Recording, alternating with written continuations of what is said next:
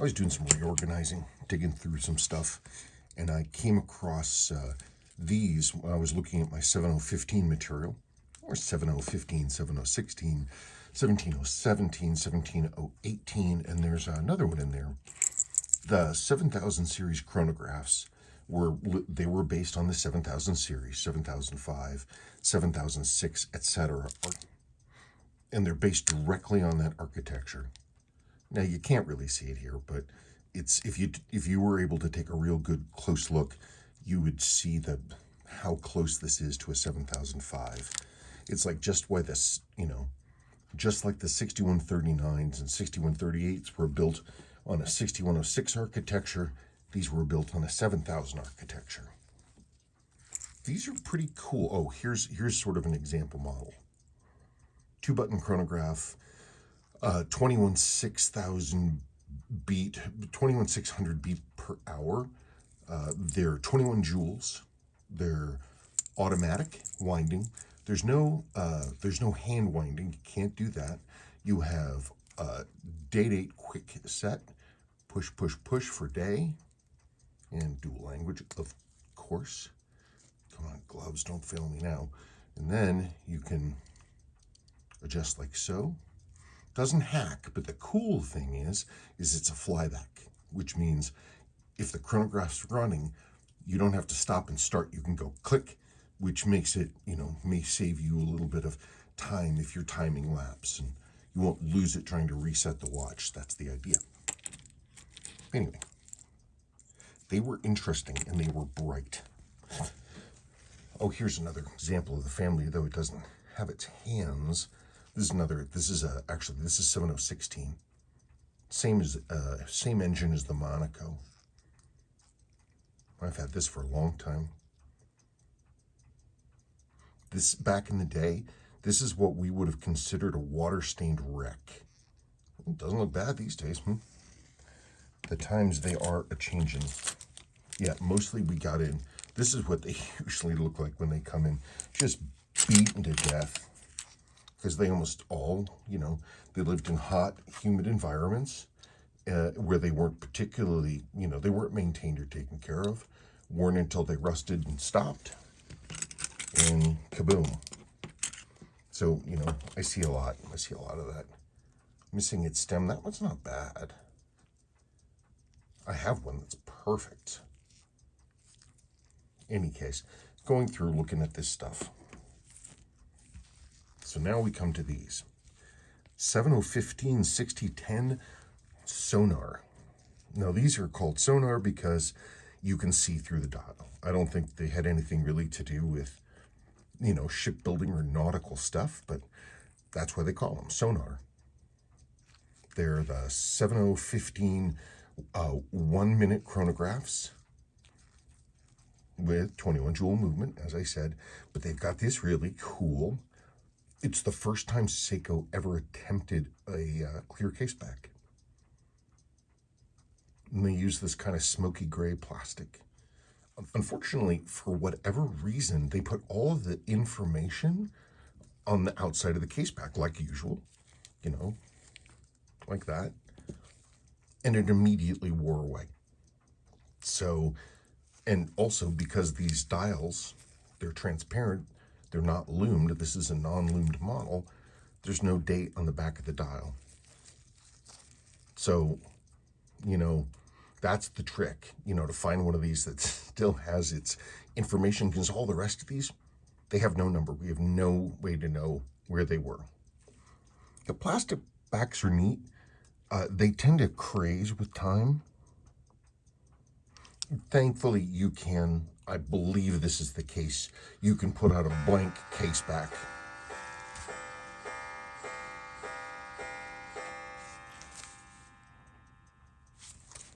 Boy, this one is not running right. I am gonna have to go through this one. I knew it. That timekeeping isn't working. I knew it. Well, it's not. I mean, it's in really nice shape, but it hasn't been serviced. I was just thinking about it. Yeah, we definitely get some locking up. We also got some lock up on the 30-minute timer. I guess I'm going to need to service it. Not that I wasn't going to service it. It means if I want to wear it, it's no putting it off. If I'm not going to wear it, I need to pull that battery.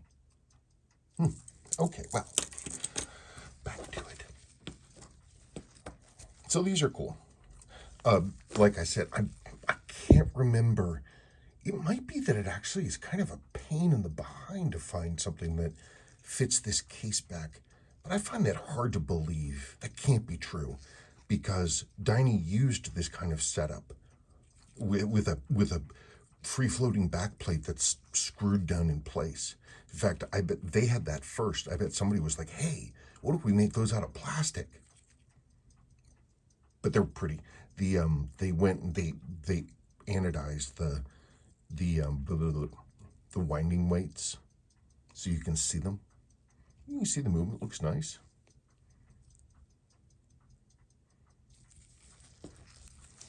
I've got 2 of 3 variants. There's a green variant, dialed variant, that I really like. Very typical case shape for Seiko at that time. They made a lot of watches. Both Diney and Sua, a lot of watches with cases like this, with these hooded lugs. I have to look for the bracelet for these. The bracelet for these is XGA 430. It's kind of a flat brushed Jubilee taper. I was going to have to go through my bracelets anyway, and I'll try to make a mental note to look for one. So it turns it into more of like a cuff bracelet. Interestingly, these dials let 100% UV through. Normally, it's crazy. Basically, both colors, see the blues are there, but English and kanji faded to almost nothing. UV drops through these. So if I ever service one of these, I'm going to want to replace that day wheel, and I'm going to use literally some SPF, and I'm going to put it over those things somehow, just rub it in a teeny bit. I have no idea if that will work.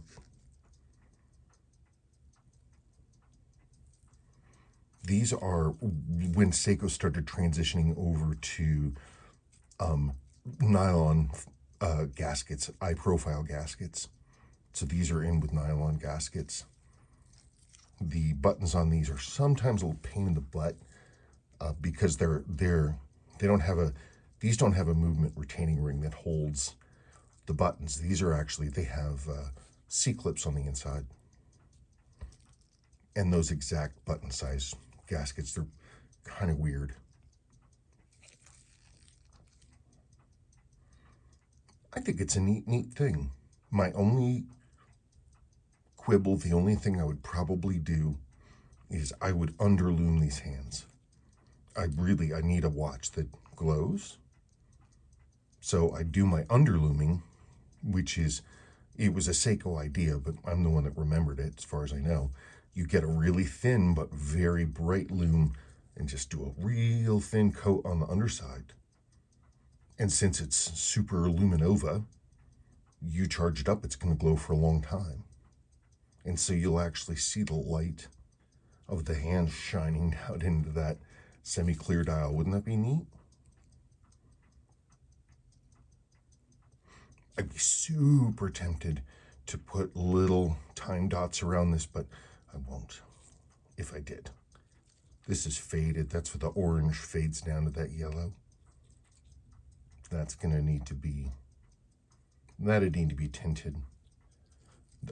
This case is good original. This one got a little polished and somebody rebrushed the top.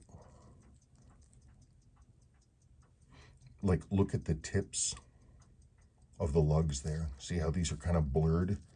And those are, those are pretty sharp. You've got those good case lines.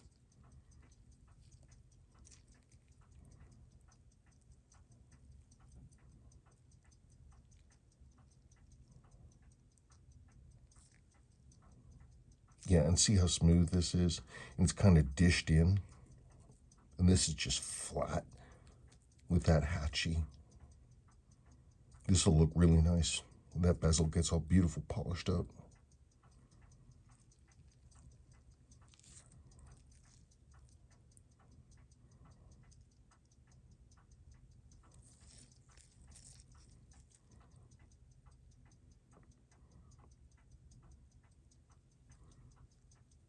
It's a little hazy in there. Oh, look, this caseback's got a couple cracks.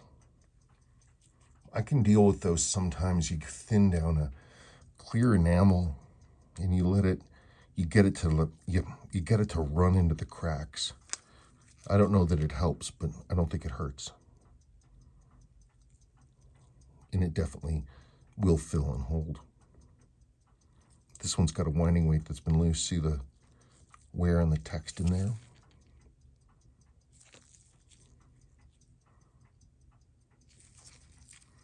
I don't know. I'm not normally one for green sweep hands, but I have to say this one's pretty cool. I mean, they're both cool, but I think of the two, I actually prefer this one. I don't know. Anyway, that's it. Oh, by the way, they're a decent size. These are 39, and they're a big 39. It'll probably, I think most of it is, the visual weight is in the height of it. I mean, these movements, they're tall. They're tall movements because they've got a lot of plates and actions going on. Oh, I don't know if I showed you. So here's the inside. The big problem with these, it's not really a big problem, but it's why you got to be super careful with buying one of these if it ever had moisture inside, because these movements, unlike Sua's stuff, where everything is made out of, brass and then it's plated, these things are just stamped out of flat steel and they rust like maniacs.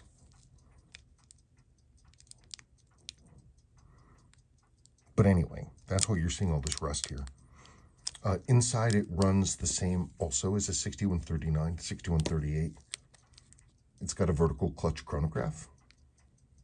But again, what's cool about that is it means, as I said, that you can reset on the fly. Okay, so you don't have to stop it. Well, that's pretty neat, isn't it? I like the green. I think the green and the brown is good. Get those red date 8s back. That'd be pretty nice, huh? Wouldn't that be a pretty nice watch? There, I'm trying to be gentle. Look at that, it works. I don't really play with these like that too much because I work more on Sua, not Diney. Oh, did I not start it again?